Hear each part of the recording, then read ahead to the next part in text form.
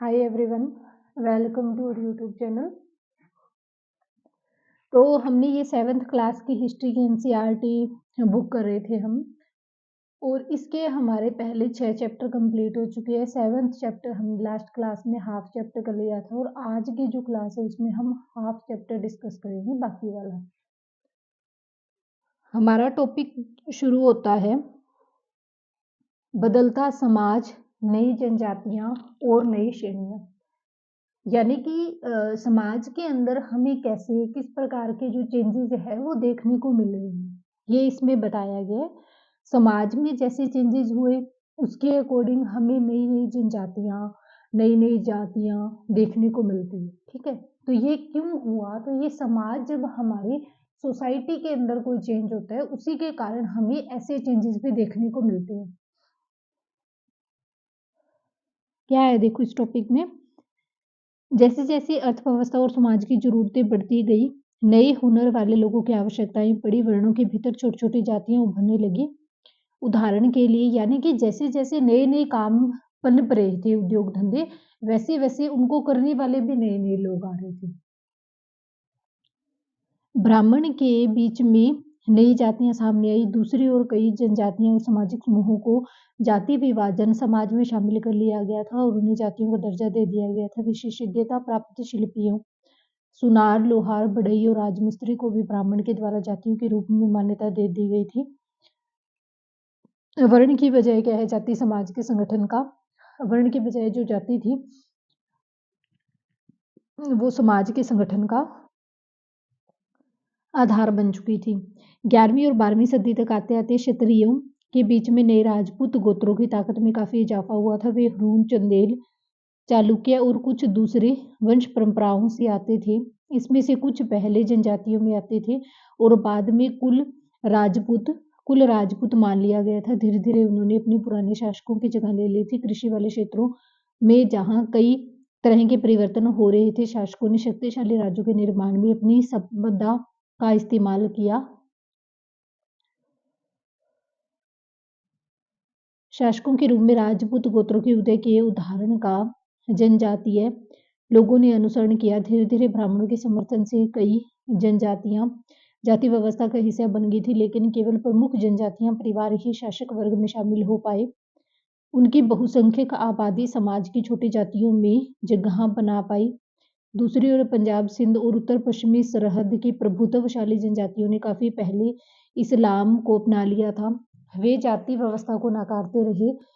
सनातनी हिंदू धर्म के द्वारा प्रस्तावित गैर बराबरी वाली सामाजिक व्यवस्था इस इलाके में बड़े पैमाने पर स्वीकार नहीं की गई थी। राज्यों की उत्पत्ति और जनजातीय लोगों के बीच में हुए सामाजिक बदलाव से गहराई से संबंधित है। हमारे इतिहास के इस महत्वपूर्ण हिस्से को 2 उदाहरण नीचे दिए गए हैं। इस टॉपिक के अंदर ना कुछ भी पढ़ने वाली चीज नहीं है, सिर्फ मतलब समझाने वाली चीज नहीं है।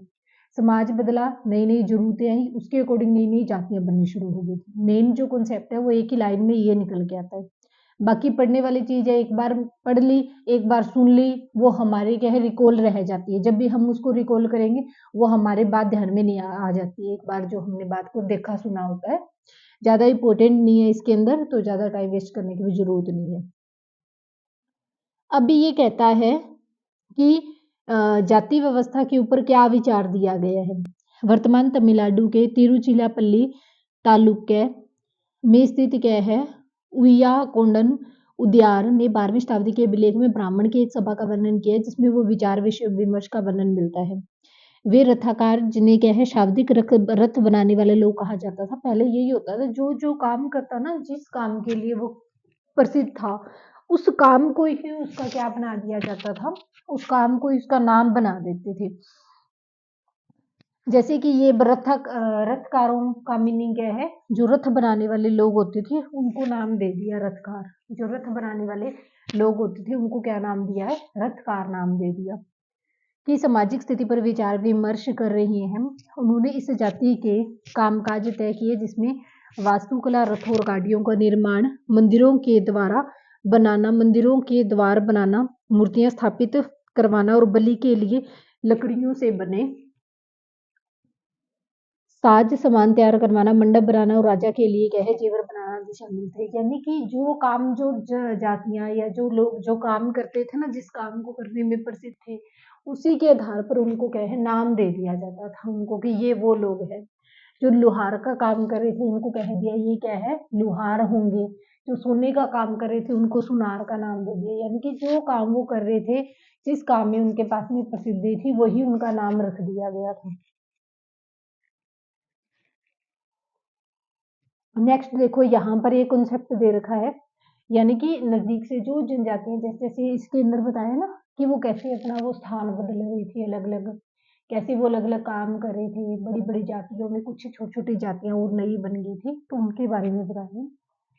ये इम्पोर्टेंट चैप्टर है। यहाँ से ये मतलब टॉपिक इम्पोर्टेंट है। देखो क्या है,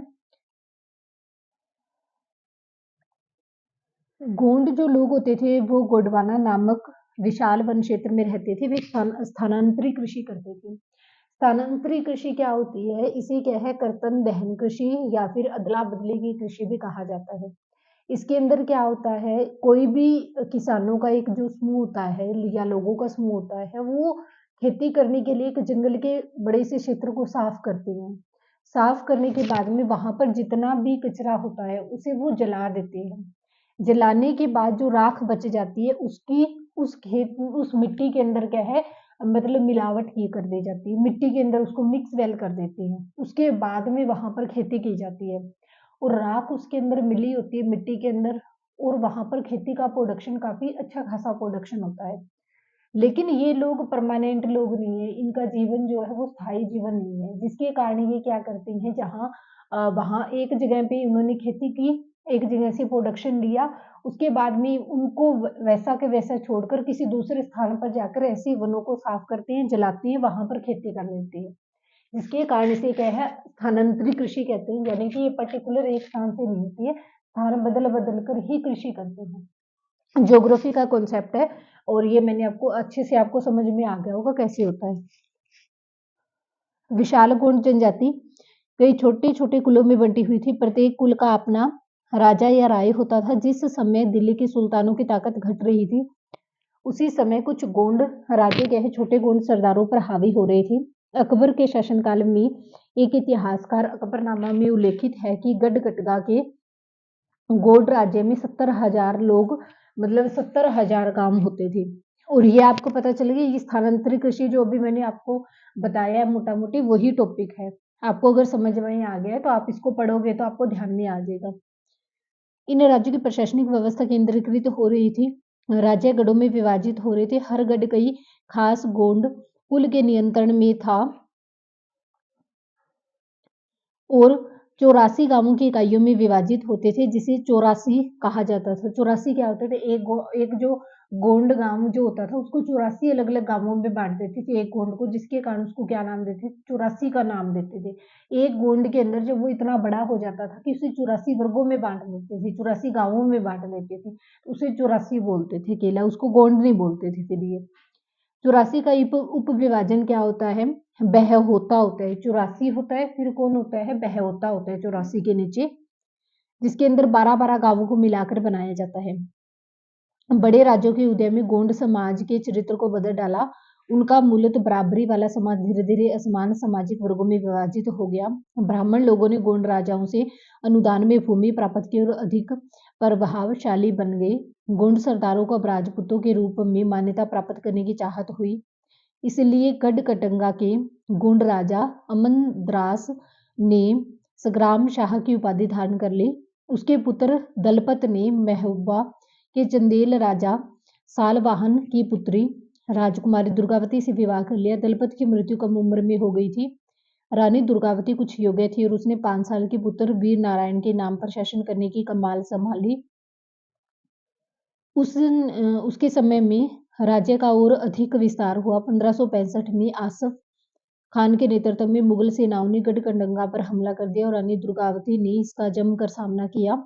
उनकी हार हुई और उसके समर्पण करने की वजह से मर जाना बेहतर समझा। उसका पुत्र भी तुरंत बाद कह लड़ता हुआ मारा गया था। यानी कि ये एक बता रखा है, ये थोड़ा आप ये स्टोरी है एक, इस स्टोरी को थोड़ा स्टोरी को थोड़ा ध्यान में रखना, क्योंकि ये नाम वगैरह होते हैं, ईयर होते हैं, किस क्षेत्र को क्या पर्टिकुलर नाम दिया गया है, बड़ा क्षेत्र क्या है, छोटे उपक्षेत्र को क्या नाम दिया गया है। तो ये नाम आपको समझाया नहीं जा सकता है, ये मैंने आपको एक बार बता दिया है। इसको आप, ये टॉपिक इंपॉर्टेंट है जो भी करवाया है मैंने, इसको ध्यान से देखना। जो इसमें क्षेत्र बता रखा है, जो युद्ध बताया है, ठीक है, जैसे शासन काल जो बता रखा है, तो इसको ध्यान से देख लेना। ध्यान से कब देखोगे, अगर आप इसकी मोटा-मोटी 2-3 बार भी रिवाइज़ करोगे इसको, तो ये अपने आप ऑटोमेटिक ही टॉपिक आपको ध्यान में रह जाएगा।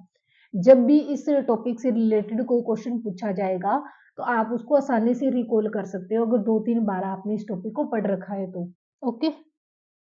इतना ज़्यादा कुछ बड़ा टॉपिक भी नहीं है कि आपको समझ में ही ना आए।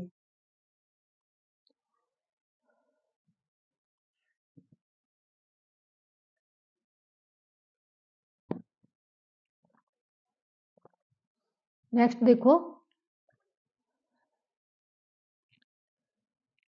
गढ़कटंगा एक समृद्ध राज्य था जिसमें हाथियों को पकड़ने और उनके राज्य का निर्यात करने के व्यापार में खासा धन कमाया था। जब मुगलों ने गोंडों को हराया तो उन्होंने लूट में बेशकीमती सिक्कों और हाथी बहुतायत में हथिया लिए थे। उन्होंने राज्य का एक भाग अपने कब्जे में ले लिया था और शेष वीर नारायण के चाचा चंदन शाह को दे दिया था। इनकी वीर नारायण की माता का नाम क्या है? दुर्गावती है। गढ़कटंगा के पतन के बावजूद भी गोंड राज्य कुछ समय तक चलता रहा था, लेकिन वे काफी कमजोर हो गए थे और बाद में अधिक शक्तिशाली बुंदेलों और मराठों के खिलाफ उनके संघर्ष असफल रहे थे। उसके बाद में ये अहोम राज्य के बारे में बता रखा है। अहोम राज्य की क्या विशेषताएं थी? अगर हम अहोम के वर्णन की बात करते हैं, तो अहोम की देखो क्या विशेषताएं हैं। अहोम लोग मौजूदा म्यांमार से लेकर आकर 13वीं सदी में ब्रह्मपुत्र घाटी में बसे थे। उन्होंने भाइयों भुइयों यानी कि भूस्वामी लोगों को पुरानी राजनीतिक व्यवस्था का दमन करने नए राज्य की स्थापना की थी। 16वीं सदी के दौरान उन्होंने चुटिया 1523 और कोच होजो 1581 के राज्यों को अपने राज्य में मिला लिया था। उन्होंने कई अन्य जनजातियों को भी अधीन कर लिया था। अहोमों के एक बड़ा राज्य बनाया। इसके लिए 1530 के दशक में भी इतने वर्ष पहले के हागन ने अस्त्रों का इस्तेमाल किया। 1660 तक आते आते वे उच्च स्तरीय बारूद और तोपों का निर्माण करने में सक्षम हो गए थे। लेकिन अहोम लोगों को दक्षिण पश्चिम से कई आक्रमणों का सामना करना पड़ा था। 1662 में मीर जुमला के नेतृत्व में मुगलों ने अहोम राज्य पर हमला किया। बहादुरी से सामना करने के बावजूद भी अहोम लोगों की पराजय हुई थी, लेकिन उस क्षेत्र पर मुगलों का प्रत्यक्ष नियंत्रण ज्यादा समय तक बना नहीं रहा था। अहोम राज्य बगैर बेगार पर निर्भर था। बेगार क्या होती है? जो बिना पैसे के किसी से काम करवाया जाता है जबरन, उसको बेगार बोलते हैं।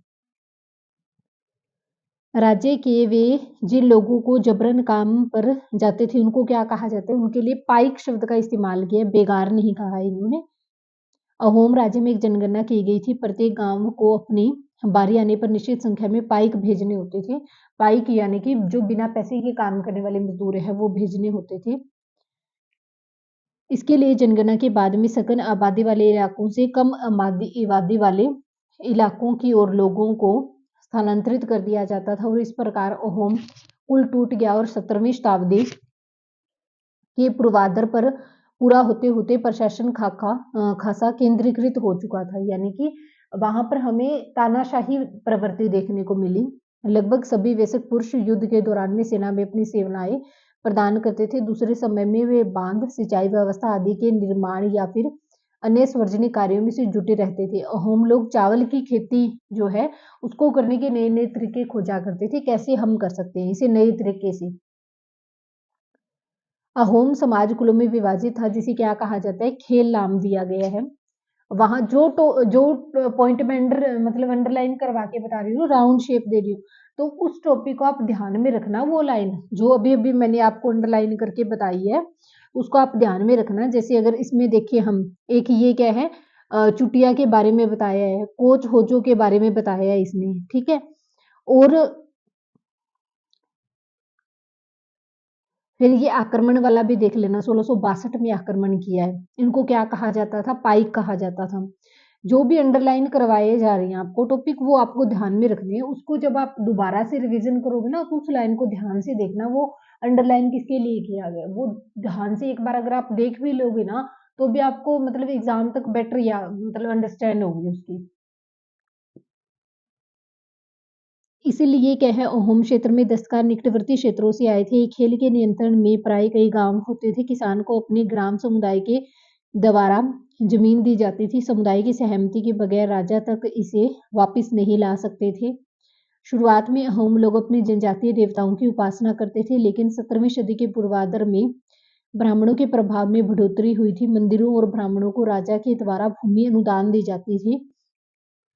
शिव सिंह के काल में हिंदू धर्म वहां का प्रधान, ये देख लेना, उनको भूमि दान में दिया जाती थी। शिव सिंह के काल में हिंदू धर्म वहां पर प्रमुख धर्म था। अहोम राजाओं ने हिंदू धर्म को अपनाने के बाद में अपनी पारंपरिक अवस्थाओं को पूरी तरह से छोड़ा नहीं था। यानी उन्होंने हिंदू धर्म भी अपना लिया था, लेकिन जो उनकी पारंपरिक अवस्थाएं थी उनको नहीं छोड़ा था उन्होंने, वो भी साथ ही थी। अहोम साम्राज्य एक अत्यंत परिष्कृत साम्राज्य था। कवियों विद्वानों में अनुदान में जमीन दी जाती थी, नाट्यक्रम को प्रोत्साहन दिया जाता था और संस्कृत की महत्वपूर्ण कृतियों का स्थानीय भाषा में अनुवाद किया जाता था।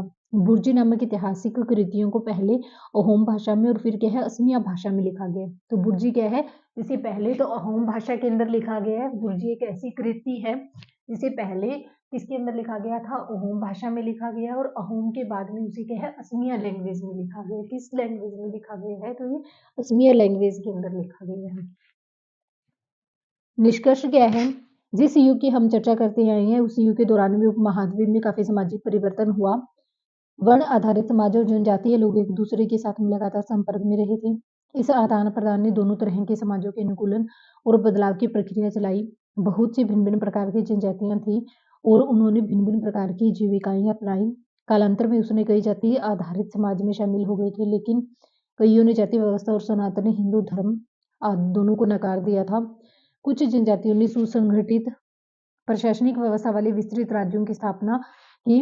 इस तरह वे अपने राजनीतिक रूप से ताकतवर हो गए थे, इसलिए उन्हें बेहतर और अधिक जटिल राज्य और साम्राज्य के साथ में संघर्ष करने की स्थिति में ला खड़ा कर दिया था। यानी कि इस चैप्टर के अंदर ना ज्यादा इंपॉर्टेंट चीजें नहीं दे रखी हैं, यानी कि ज्यादा ही ऐसी चीजें नहीं है कि वो मतलब सीटेट एग्जाम में पूछी गई हैं या और भी पूछी जाएंगी, तो ये चीजें नहीं है इस चैप्टर के अंदर। बस एक ज्यादा ये है कि अगर हम रीडिंग भी ले लेंगे ना तो भी ये हमारा काम हो जाएगा। हमें कितना करना है, जो हमारे पेपर को सॉल्व करने में हेल्प करे। तो हम अगर एक बार भी रीडिंग कर लेंगे तो बस इतना ये हमारा काम कर देगा पेपर तक का। उसके बाद में हमें इसकी कोई जरूरत नहीं है इतनी खास। मेन टारगेट हमारा सीटेट का है, उसके बाद में देखी जाएगी, जो आगे होगा वो देखेंगे कैसे क्या करना है, कैसे क्या करना नहीं है। एक बार तो हमारा सीटेट एग्जाम के लिए तो इतना ही है कि एक बार अगर हम इसे पढ़ लेंगे तो ये हमारा काम बन जाएगा सीटेट एग्जाम के लिए।